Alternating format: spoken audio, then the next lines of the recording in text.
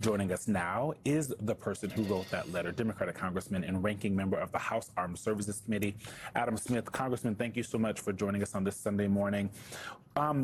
As you say, as I read what you said, what I'm also thinking about is how the president has talked about this. And the way he's talked about it is as a business acquisition, right? Like, he's not talking about it as what military experts and all of us who have studied history see it as, which is like a haphazard regime change where you take the leader but don't get rid of the rest of the regime.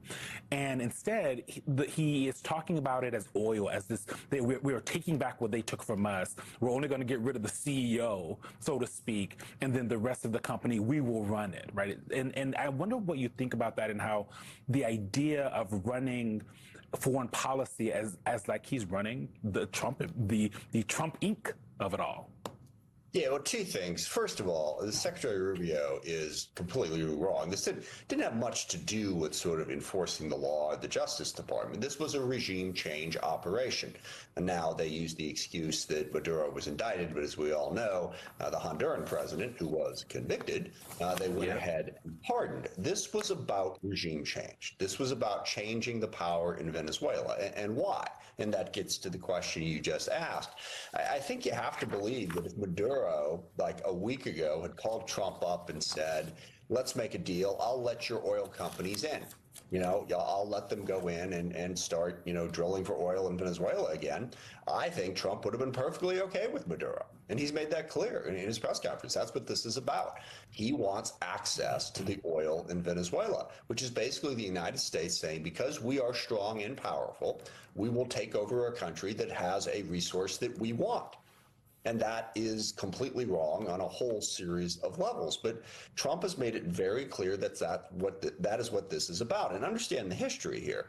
Until about 1976, that's sort of the way Venezuela was run.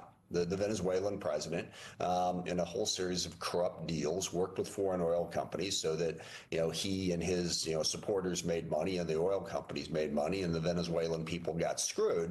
And then in 1976, they finally changed that. And that's what Trump is upset about. He wants back control of Venezuelans' oil. Now, I could go down a whole bunch of different roads as to why that's horrible foreign policy. But let's stop kidding ourselves about what it's about.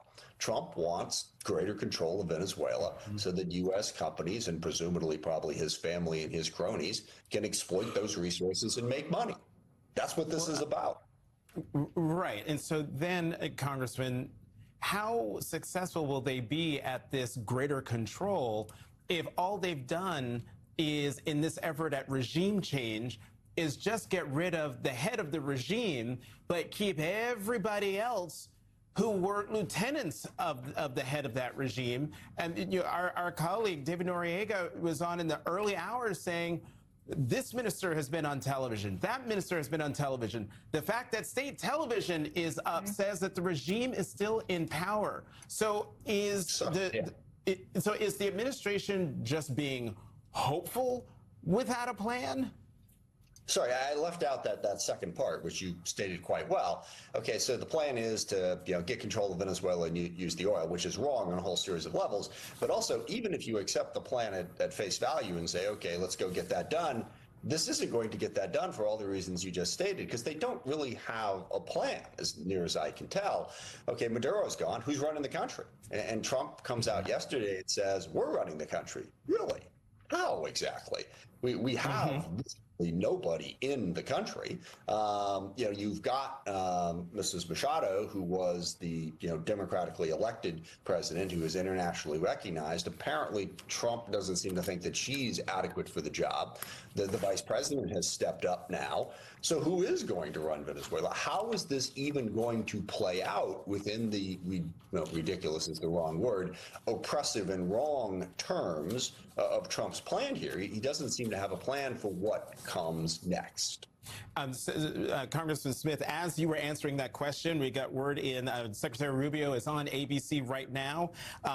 He said, quote, we expect to see changes in Venezuela. He's not answering who is actually running Venezuela. Okay. So that is just right now. Well, Secretary Rubio is right about that. There will be changes Venezuela. Now, what those changes are, they don't seem to have the first clue about what they are. But let's step back and understand why this is a problem.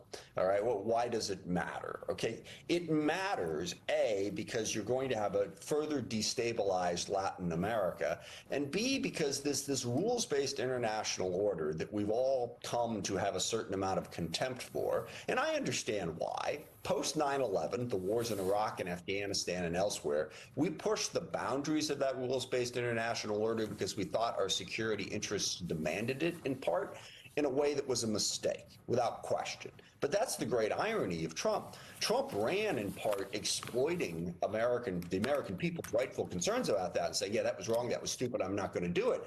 When, in fact, he's upping it even further and doing it even more and building off of that. Instead of learning the lessons about the limitations of regime change, he's diving right in and trying to do it wherever he can, which is dangerous and wrong, but it also undermines any sort of peace and stability. Ties back to Ukraine, to my mind. Part of the reason Trump is so sympathetic with Putin is he believes in strongman rule and spheres of influence, and he has sympathy for Putin.